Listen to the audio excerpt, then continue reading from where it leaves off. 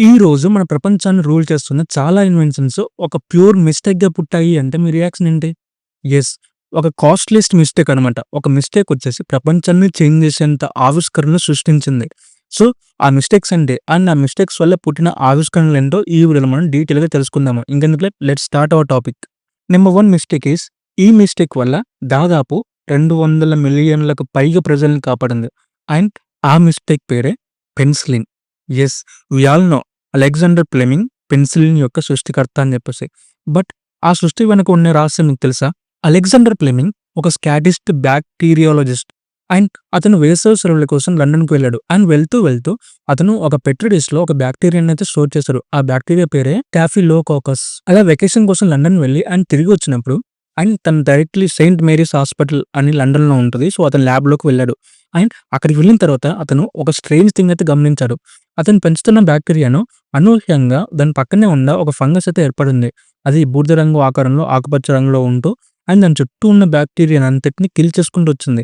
అప్పుడు అతను డిస్కవర్ చేసిందేందంటే ఇది బ్యాక్టీరియాని చంపుతుంది అని చెప్పి డిస్కవర్ చేశాడు. అండ్ ఆ ఫంగస్ పేరు పెన్సిలియం నోటిటమ్‌గా గుర్తించాడు. ఆ ఫంగస్ బ్యాక్టీరియాని చంపే ఒక రసాయనాన్ని రిలీజ్ చేస్తుందని చెప్పేసి అతను అనుకున్నాడు. అండ్ దాని తర్వాత ఆ బ్యాక్టీరియాని పెన్సిలిన్‌గా నామకరణం చేశాడు. అలా వచ్చిన పెన్సిలిన్ మొదట్లో చాలా కష్టపడేవాడు. ఆ ఫంగస్‌ని క్లీన్ చేసి శుద్ధి చేయడంలో చాలా బాగా కష్టపడ్డాడు. బట్ అది ఎంత కష్టపడ్డా గాని బల్క్‌లో ఇవ్వడానికైతే సాధ్యం అవ్వలేదు. అప్పుడే ఆక్స్‌ఫర్డ్ సైంటిస్ట్‌లు వచ్చేసి అతనికి హెల్ప్ చేసేసి ఓవర్‌గా ప్రొటెక్ట్ చేశారు. అండ్ ఇది వరల్డ్ వార్ కూడా చాలా బాగా ఉపయోగపడింది కూడా. And second mistake is microwave. 1945లో అమెరికన్ ఇంజినీర్ అయిన పెర్సీ స్పెన్స్ రెండో ప్రపంచ యుద్ధంలో రాడార్ వ్యవస్థపై పనిచేస్తున్నాడు. అండ్ అతను పనిచేస్తున్న సెక్టర్ వచ్చేసి మైక్రోవేవ్ రేడియేషన్‌పై ప్రయోగాలు చేస్తున్నాడు. ఒకరోజు అతను పనిచేస్తుండగా తన జేబులో ఉన్న చాక్లెట్ తినడానికి ముందు అది కరిగిపోవడాన్ని అతను గమనించాడు.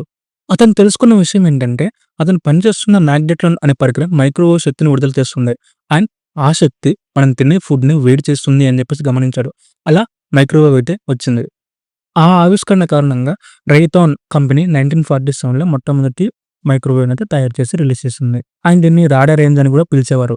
నెక్స్ట్ మిస్టేక్ అండ్ ఆ మిస్టేక్ వల్ల ప్రతి ఒక్కరు ఫ్రిడ్జ్‌లో ఉండే ఒక నిత్యావసర వస్తువుగా మారిపోయింది. అండ్ ఆ మిస్టేక్ పేరే కోకో కోలా.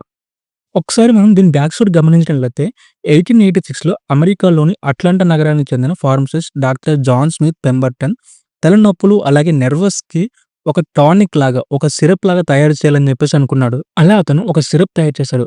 అండ్ ఆ సిరప్ దేనితో తయారు చేశారంటే కోకా అనే ఒక మొక్క యొక్క ఆకులు అండ్ దాంట్లో కొకైన్ కూడా ఉంటుంది. అండ్ దాంతో పాటు కోలా గింజలు. సో, ఈ 2 కలయికలతో కోకో కోలా అని చెప్పేసి అయితే పేరు పెట్టాడు. ఈ కోకో కోలాను మెడికల్ షాప్‌లో కూడా అమ్మేవాళ్ళు. ఒక్కొక్కటి 5 సెంట్లుగా. అలా కోక్ తయారు చేసిన సమయంలో అనుకోకుండా ఆ యొక్క సిరప్‌లో కార్బోనేటెడ్ వాటర్ అంటే సోడా వాటర్ అయితే మిక్స్ అయిపోయింది. సో, ఆ విధంగా ఒక కూల్ డ్రింక్, ఒక సాఫ్ట్ డ్రింక్ అయితే కోకో కోలా మారిందన్నమాట. అండ్ మెల్లమెల్లగా దాంట్లో ఉండే కొకైన్ నేను చెప్పాను కదా! కోలా ఆకుల నుంచి వచ్చే కొకైన్. సో, దాన్ని తీసేశారు.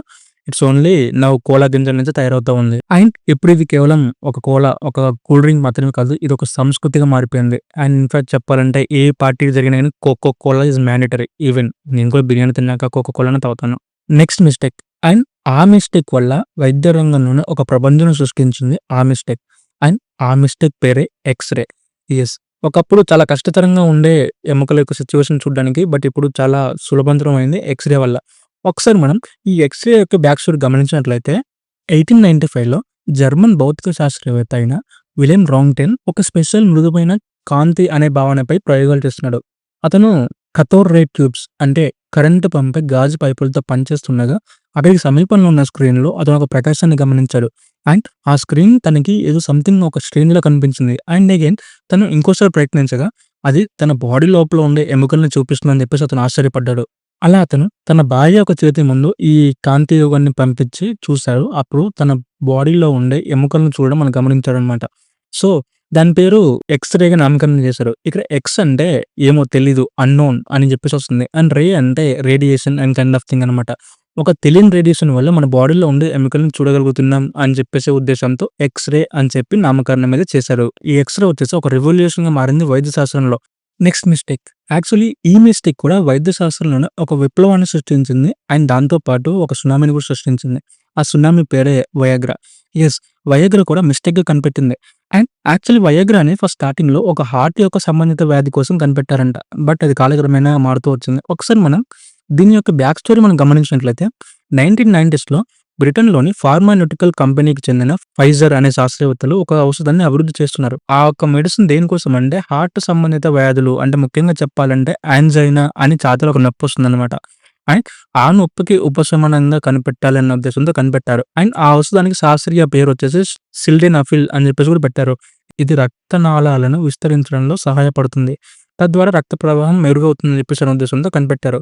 బట్ దీని యొక్క క్లినికల్ ట్రయల్స్‌లో ముఖ్యంగా చెప్పండి మగవాళ్ళు వాళ్ళకుండే లైంగిక లోపాన్ని మేము పోగొట్టుకున్నాం అని చెప్పడంతో దీన్ని మరొక కోణంలో హార్ట్‌కి మందులా కాకుండా ఆ కోణంలోనే ఇన్వెస్టిగేషన్ చేసి అండ్ దానిలోనే అభివృద్ధి చెందారు. అండ్ దాని పేరే వయాగ్రా అని చెప్పి నామకరణం చేశారు. And rest is history. Next mistake. ఈ మిస్టేక్ వల్ల చాలా మందికి ఫేవరెట్ స్నాక్‌గా అయితే మిగిలిపోయింది. అండ్ ఆ మిస్టేక్ పేరే పొటాటో చిప్స్. సో దీని యొక్క బ్యాక్ స్టోరీ మనం గమనించినట్లయితే న్యూయార్క్‌లోని సరటోగా స్ప్రింగ్స్ అనే ఒక ఊర్లో ఒక ప్రముఖ రెస్టారెంట్ ఉండేదంట. అండ్ ఆ రెస్టారెంట్‌లో జార్జ్ క్రమ్ అనే ఒక చెఫ్ ఉండేవాడు. ఒకరోజు ఒక కస్టమర్ ఆ చెఫ్ దగ్గరకొచ్చి నాకిచ్చిన పొటాటోలు చాలా మృదువుగా ఉన్నాయి. నాకు చాలా పల్చగా ఉండేలా అండ్ కరకరలాడేలాగా చేయమని చెప్పేసన్నారు. అలా విన్న చెఫ్ తమ మీద అసహనంతో, కోపంతో వెళ్లి అలా పొటాటో చిప్స్‌ని స్లైస్ లాగా కట్ చేసుకొని నూనెలో వేయించి దానిపైన కొంచెం ఉప్పు చల్లించి వేశాడు. అండ్ అది తిన్న కస్టమర్ చాలా బాగుందని చెప్పి మెచ్చుకున్నాను కూడా. సో, ఆ విధంగా కోపంలో నుంచి ఒక బెస్ట్ స్నాక్ అయితే బయటకొచ్చింది. ఈ వీడియో చేసిన తర్వాత నాకో విషయం అర్థమైంది. మిస్టేక్స్‌లో కూడా లైఫ్ ఉంటుందని చెప్పేసి. సో, మీరు ఎప్పుడైనా ఏదైనా మిస్టేక్ చేస్తే రిగ్రెట్ అవ్వకండి. ఆ మిస్టేక్‌ని ఎలా క్యాపిటలైజ్ చేసుకోవాలో తెలుసుకోండి. ఈ వీడియో నచ్చితే లైక్ చేయండి. ఇలాంటి మరిన్ని వీడియోస్ కోసం మన ఛానెల్‌ని సబ్స్క్రైబ్ చేసుకోండి.